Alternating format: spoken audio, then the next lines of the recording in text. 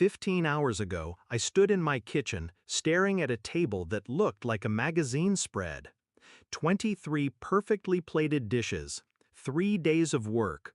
My daughter's hands were raw from chopping, my own shoulders sore from stirring. And then, my phone buzzed.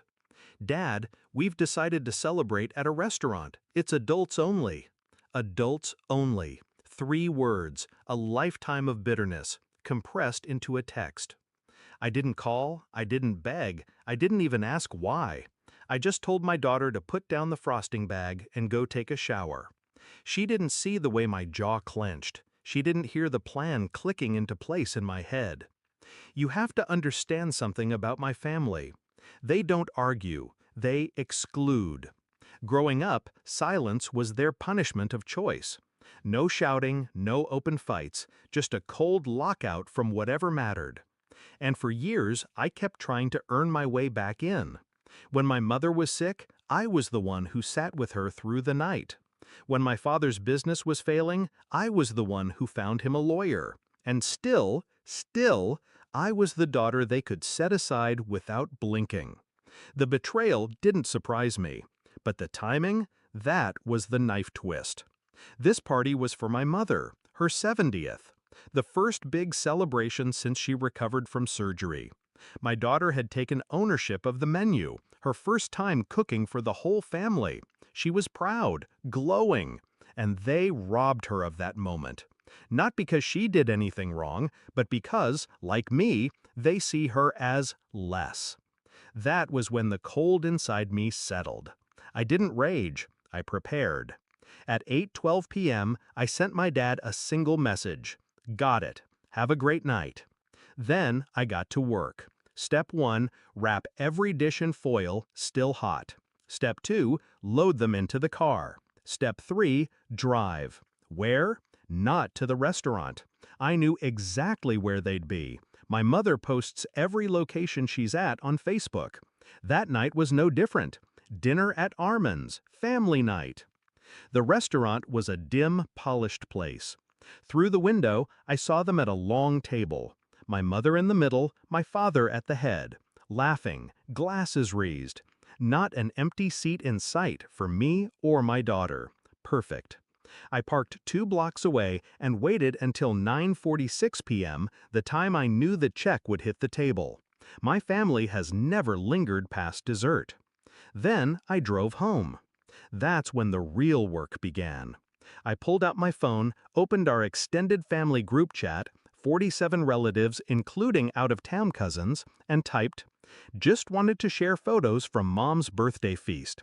My daughter cooked everything herself. She worked for 3 days. Wish you could have tasted it." I attached 30 high-resolution photos of the food, the table, my daughter smiling proudly. Then, before hitting send, I added one more line. Unfortunately, Dad decided last minute the celebration would be at a restaurant, adults only, so we ate alone. But it was still beautiful. I pressed send. And then, silence. For all of 15 minutes. The group chat exploded. The first message came from Aunt Mara. "What? Why wasn't she included?" Then Cousin Lena. "Adults only? For your granddaughter on her grandmother's birthday?" Ping, ping, ping, dozens of messages, angry emojis, questions, outrage. I didn't reply. I didn't have to. By midnight, my phone was ringing off the hook. Not from relatives, oh no, from my father, from my mother. I let them go to voicemail. At 12:47 a.m., my sister texted, "Dad's furious, says you're making him look bad." I didn't answer. By morning, the calls had stopped, but the Facebook posts had begun. Cousins tagging my daughter, aunts commenting about how proud they were of her. The photos were everywhere. By noon, I heard from an old family friend that my father had been confronted at the golf club. "Why didn't you invite your granddaughter?" By dinner, 3 of his closest friends had liked my post and commented with things like, "Shame on you." 15 hours after I'd sent that group message, there was pounding at my front door. Not knocking, pounding. I opened it to find my father standing there, face flushed. He didn't even say hello. "You've humiliated me," he hissed. I leaned against the doorframe, calm as stone. "No, Dad," I said softly, "you did that yourself." He sputtered, called me manipulative, said I'd turned the family against him. I tilted my head. Funny, I didn't lie. I just told them what happened.